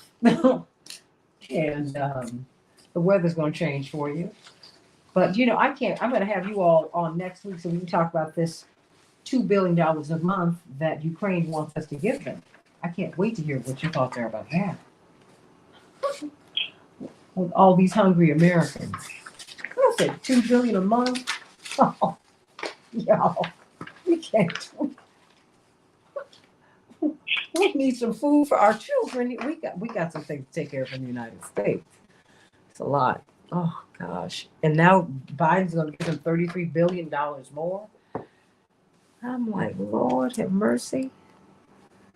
Ooh, it's a lot. It's a lot. So anyway, Attorney Holmes, Shannon Holmes, how are you? Good morning. Out there in California. You are, of course, on with Attorney Gerald Jones from the Transformative. Who do we have? We have Chaparral on? Correct. That's right. Her daughter just got her master's degree. She's going down. She is in Alabama for her graduation. Yay. And then you know what? She has another daughter who needs to speak to all of you. Young woman wants to go to law school, and she needs mentors. And so I would like to connect her with you fine gentlemen and with C.K. Hoffler when I catch up with her, because she needs mentoring. Very, very bright. But this is Chaparral's daughter. So, all that genius. How about that? Absolutely. So when are they going to free Brittany? Wow. Oh, wow. Okay, well, all right. I'll just wait. I'll wait. I don't know when they're gonna do that. But oh wow. Okay. All right. So let me do this. All right. Okay. All right. Ooh. Let me do this. Trying to get all these papers together, move this stuff around so that I can finish out this last segment of this show. How about that? Okay. All right. Okay. All right, gentlemen. We're about ready to go. Chaparral? Chaparral? I'm here, Santita. Okay, great. Your phone sounds great. Your phone sounds. Oh, I'm not on the headpiece, so that may be me. Okay. That's a big deal. That is a big deal. All right. Okay. All right. It's cold in South Carolina, Hannah? Wow. That's a lot. Coming back in 30 seconds. Okay, fantastic. Thank you, Paul. Oh boy. Whew. Okay.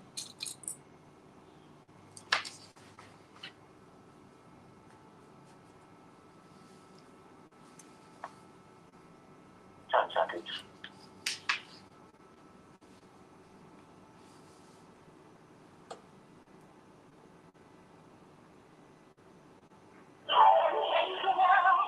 Change the world, change the world. Okay, we can change the world. We can change the world, change the world. This is the Santita Jackson Show. And change the world, change the world. Our favorite children, we can't wait. Let's change the world. Hey everybody, the Santita Jackson Show, WCPT 820, Chicago, and AM 950 Radio, the voice of progressive Minnesota in Minneapolis, St. Paul. Just talking to you today about so much. We talked about strokes. I hope you go to the seminar where you can learn a lot at 1250 West 119th Street today at 11 o'clock. Please get on over there. Just get over there so that you can find out about the clot busting drug and all the other things that you need to know about strokes. These are some of the most qualified people in the world who are going to be able to talk to you for free. Everybody, we are talking about Brittany Griner, the WNBA superstar, who is still detained in Russia. I want to hear your thoughts at 773-763-9278, 773-763-WCPT. Of course, Trevor Reed, a Marine from Texas who was arrested in the summer of 2019. After Russian authorities said he assaulted a Russian officer while being driven by police to a police station following a night of heavy drinking. Well, he was sentenced to 9 years and has complained in recent months of deteriorating health. Well, he was released. He was released. But what about Brittany? Indeed, her time in detention has been extended through mid-May. Call us at 773-763-9278, 773-763-9278. And joining attorney Mark Fancher from the National Conference of Black Lawyers and attorney Darrell Jones from the Transformative Justice Coalition is sports attorney Shannon Holmes. But before we get to that, we are looking for our food. And of course, when Darrell Jones gets back into town, you're going to get these biscuits for him. And I know he doesn't eat the pig, but something that he can eat. Maybe he eats air because that's what he looks like. Yay! I'm not mad at you. You're looking real fit as a fiddle. But she can cook just the way your grandmama used to cook. So talk to us, Chaparral. Good morning, Santita. And yes, the celebrations by us, we are gearing up for our prom holiday season, as well as also our graduation and wedding season, Santita. So we are very busy right now, but we are getting your balloon arches, your sweet tables, as well as also your custom name tables, your chip bags, your dessert table, whatever it is that you need for your party needs. Don't hesitate to give us a call. 708-526-4546, 708-526-4546. And we're still handling your food. We have all of your catering needs, from ribs to chicken to pasta to salads to our sweet table. We're going to have Daryl's secret ale biscuits, everything that you need. So don't hesitate to give us a call at 708-526-4546. We look forward to serving you. Thank you. And you know what, again, congratulations to your daughter who's getting her master's degree. Master's degree in what and from where? Don't give me a line. It's from the University of Birmingham, Alabama. I know it's an MPA and some kind of applied science. So basically she wants to do health administration. Oh, and she's going to go get her PhD, and we're so proud of this young lady. Beautiful, beautiful family that your Pearl has, and we're so proud she has another daughter who's on her way to law school. So they're doing great, great things. They just want to serve in any way that they have been endowed to serve. We love you, Chaparral. Everybody, celebrations by us. 708-526-4546. 708-526-4546. What about Brittany Griner, everybody? What about her? I mean, what about her? She has been languishing in detention in Russia for months now. When will she get out? We just had a prisoner swap where we traded a Marine veteran who attacked a police officer in Russia. And yet, Brittany Griner has had her time in detention for having cannabis oil. Well, you know, I'm going to let Shannon Holmes talk about it. I mean, I want to know what is the holdup. And, you know, mind you, when someone is in detention, we don't have the right to go in there demanding anything. You really have to make an appeal for someone's release. That would be the first mistake. You can't demand because you don't have the power here. And it's just not the right thing to do. It's rude. But that having been said, what's going on with Brittany, Shannon Holmes? Hey, good morning. Good morning, Santita. Good morning, all. As always, Santita, I try to refrain from the politics side because I just don't think I'm well versed in that area. But I think that there's definitely a disparity in treatment here regarding Brittany and how one of our male athletes would have been treated if he was detained in Russia. And so, you know, we talked before about the disparity in pay, and of course now we're getting disparity in treatment. And I think that, you know, we're going to have to galvanize more of our resources here, our legal and political minds across the board to assist with this effort. I was reading recently that Brittany hasn't even been charged, as I understand it there, but she's being detained. And so, you know, there seems to be this ongoing hold of Brittany, and we don't have any answers. And the other piece is that after the release of the gentleman here in Texas, it seems that, you know, the bigger voices get the most attention. So I think we're just going to have to make some more noise and bring some more resources to the table to assist in getting more answers about why Brittany's being detained, how much longer she's going to be detained, and what other efforts we can do to have her come back, despite whatever charges are pending against her. So again, I just think this is a huge disparity and efforts from the media, our political folks, and others that could obviously bring attention to Brittany's situation. I just think we're going to have more attention placed on Brittany. What is she being detained for? I mean, because, you know, this prisoner swap was with, Trevor Reed, who's a Marine from Texas. But he was swapped out for a Russian pilot who was sentenced 20 years to prison for importing more than $100 million worth of cocaine. You know, why is she being detained? What happened here?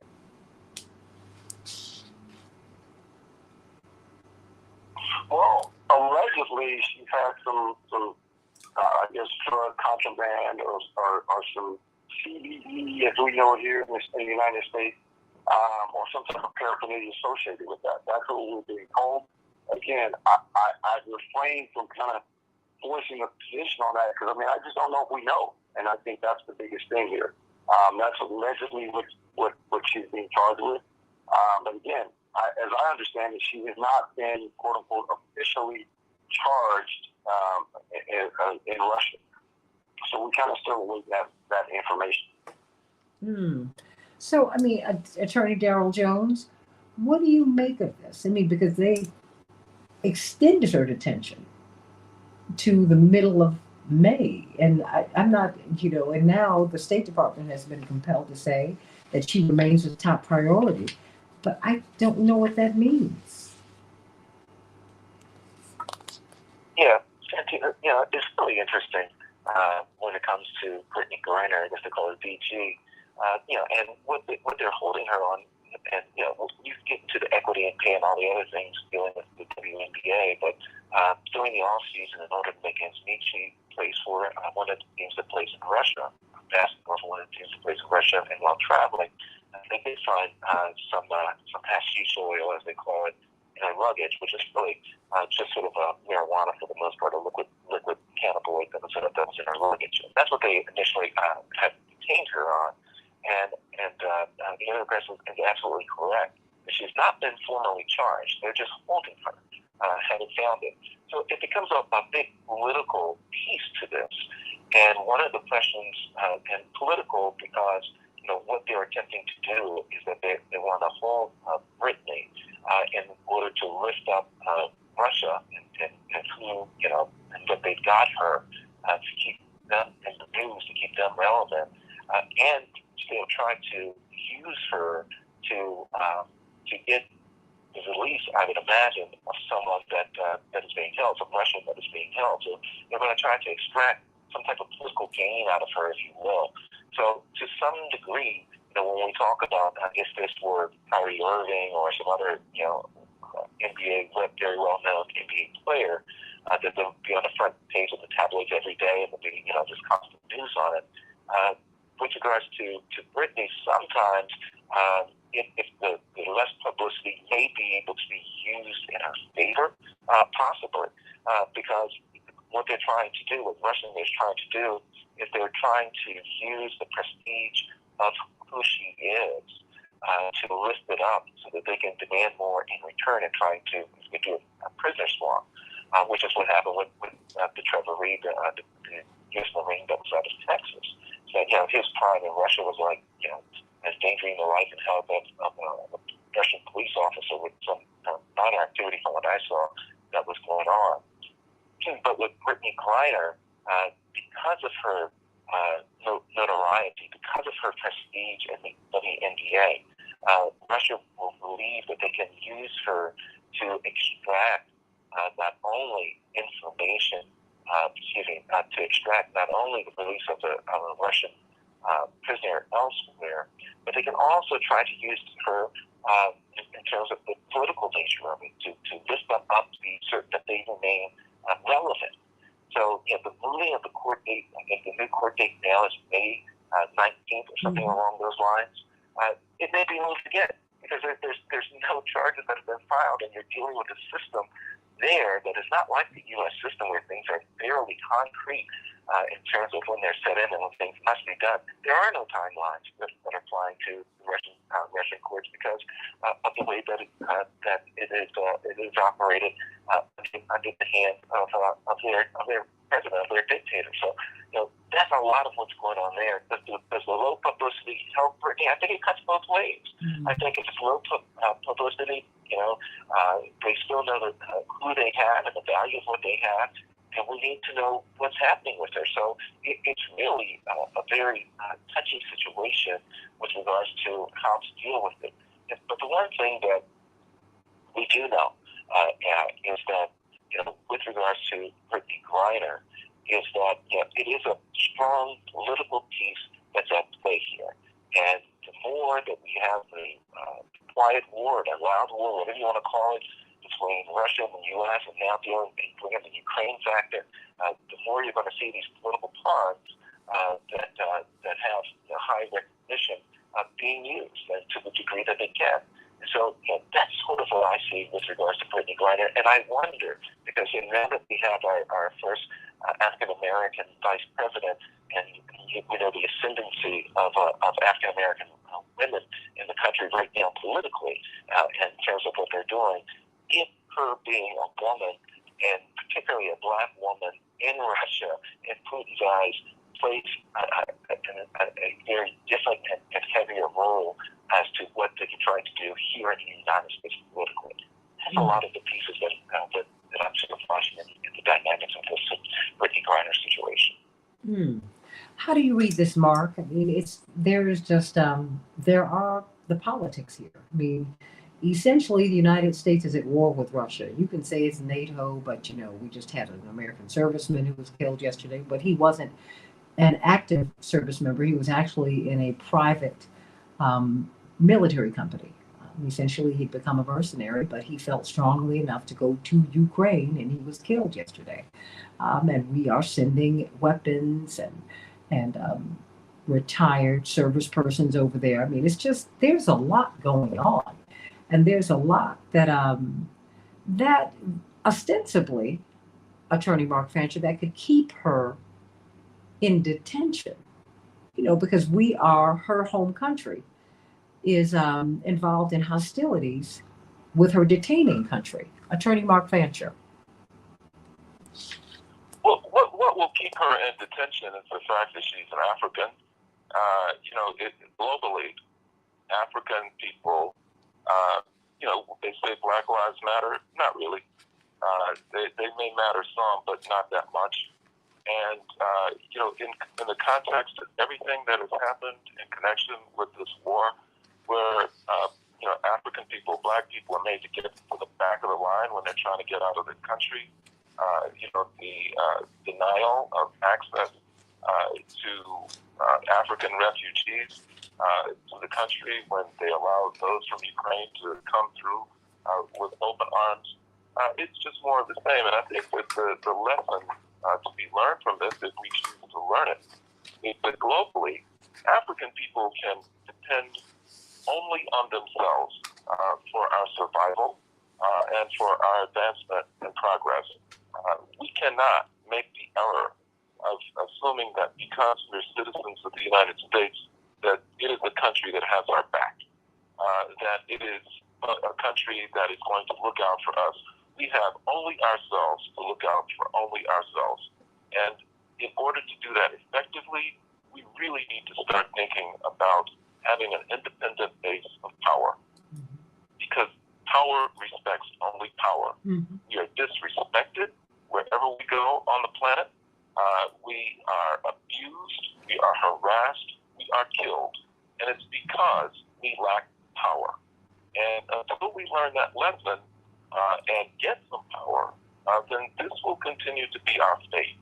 Some of our best and our brightest young people, like Brittany Griner, will continue to be abused and neglected in favor of others.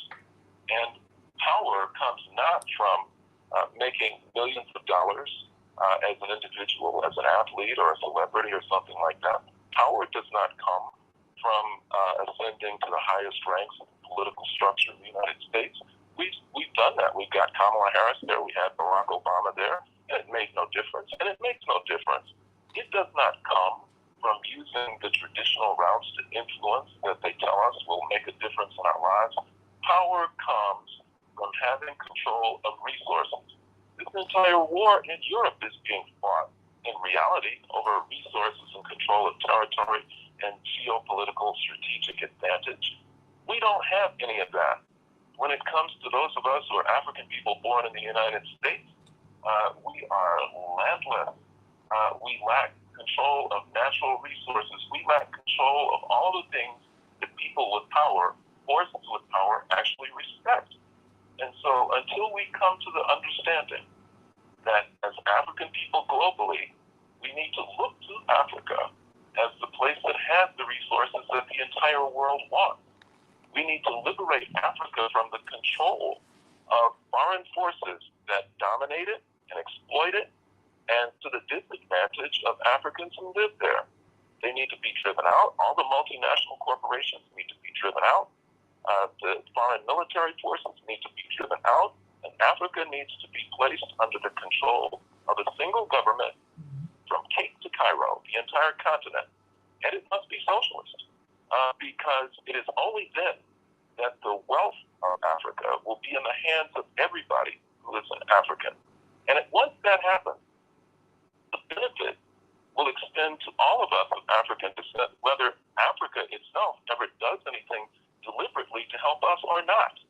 Because once Africa becomes the superpower in the world, once it has the largest military, once it has access to the most oil reserves, once it has control over the mineral wealth of Africa, the diamonds, the gold, chromium, the bauxite, the cobalt, then all of a sudden, people of African descent are viewed through a different lens. When you have somebody like a Brittany Griner who's held in detention in Russia, there will be no thought about keeping that woman detained because they will fear the repercussions of offending the African continent.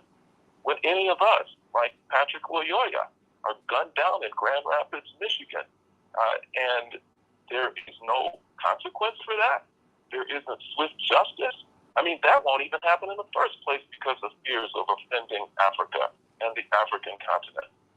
All of the abuse that we take, all of the neglect, all of disrespect will go away. And so to the extent that we're setting a political agenda, it needs to move away from just simply looking at the established political structures in this country because they're designed to keep us powerless.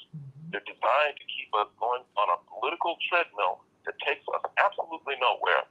What will take us someplace is stepping away from that, developing an independent base of power, and using it ruthlessly and without mercy to defend and to protect our people wherever they are on the planet.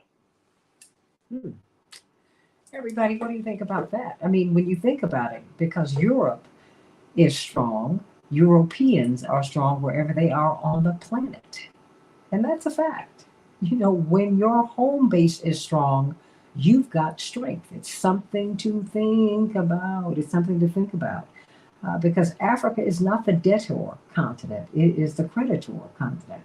But they don't see themselves that way. But, you know, Gaddafi was turning that around. And this, you're hearing more and more leaders who are beginning to turn that around. And so, you know, we will see. I mean, Attorney Shannon Holmes, I mean, now the discussion has also moved into what drove Brittany Griner and other WNBA players to Russia and to other European countries.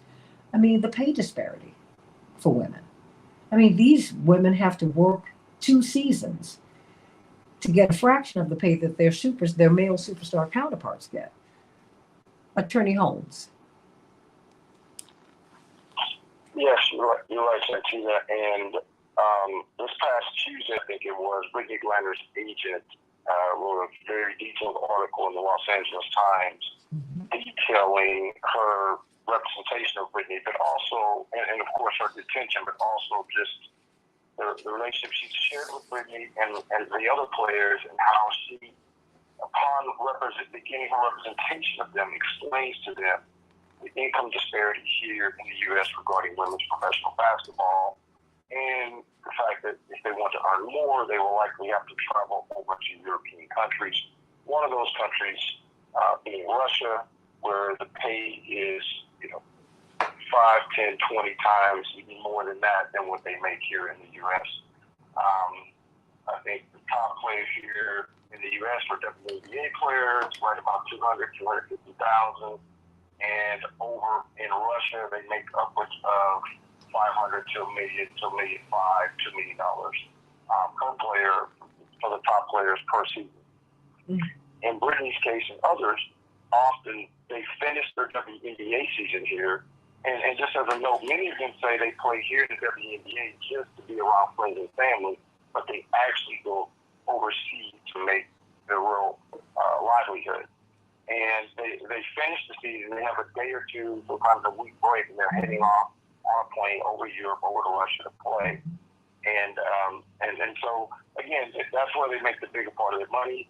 We've had this discussion before, and essentially we have to work on how do we address this from a media, from a corporate standpoint, from a WNBA standpoint, and even, I've mentioned, from the NBA perspective, offering some financial assistance, subsidies, etc., to the WNBA. We briefly talked about maybe the U.S. government playing a bigger role in subsidizing women's professional sports here in the U.S.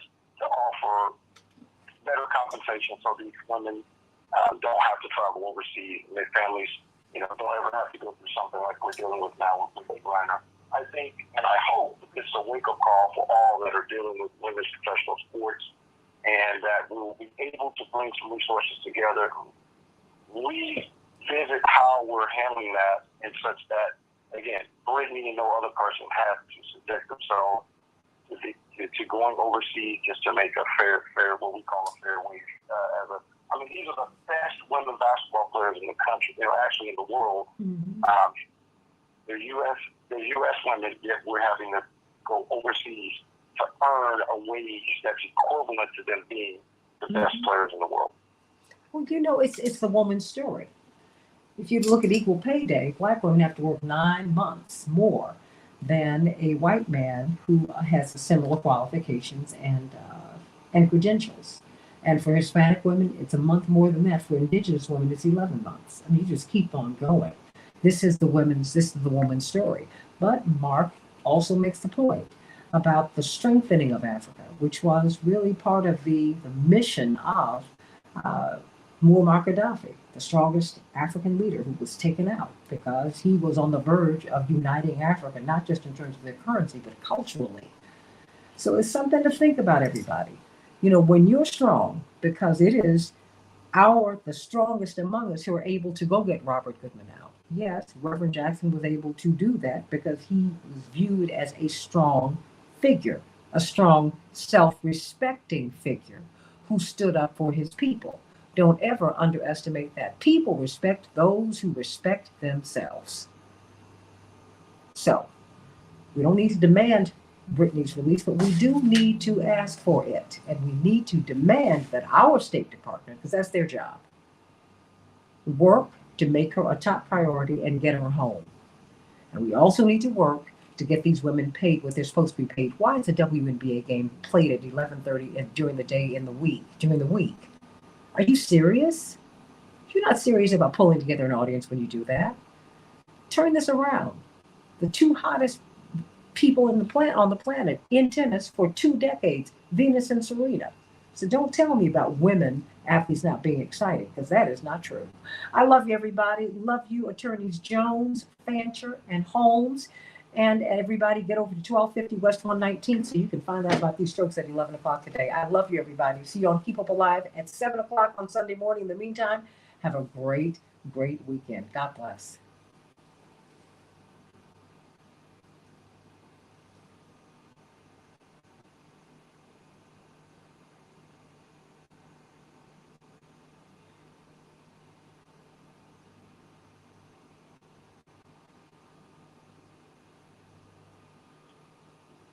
Okay, we're out. Thank you, Paul, for a great show, everybody. Thank you, gentlemen, for a wonderful show. Okay, let me go on and get going with the rest of my day. I'm running around today. Now that I'm back. Sending you all much love today. Attorney Holmes and Attorney Jones and Attorney Fancher. Are you all still there? Sending you much love. Thank you for being with us today. Love you all. Thank you for being with us today. I love you, love you, love you, love you, love you. Okay, sending you much love. Okay, have a wonderful weekend. Yes. I'm going to try and get some rest, but I got to do some running around today. Them is the facts, girly girl. That's what I got to do. I need some rest because I'm a little tired, but I don't feel ill, which is a great thing. How about that? So thank you, sweetie. If you all are into the Chicago area, please get over to 1250 West 119th Street so that you can find out about these strokes. I'm going to have these ladies back so that we can talk with them about the trauma centers that you need to go to. Yeah, because some of the hospitals that you absolutely don't want to go to, and I'm not mad at you, they are the hospitals that where you'll get the best treatment, where they have the treatment, where they actually have these drugs, and understand the protocols. So I want you to, we're going to be talking about that because strokes are too prevalent for us not to know what to do if we have one. Okay, 1250 West 119th Street, 1250 West 119th Street at 11 o'clock today. In the meantime, I love you all so much, but I'm going to keep it moving so I can get on with the rest of my day. But I love you. Love you. Bye-bye.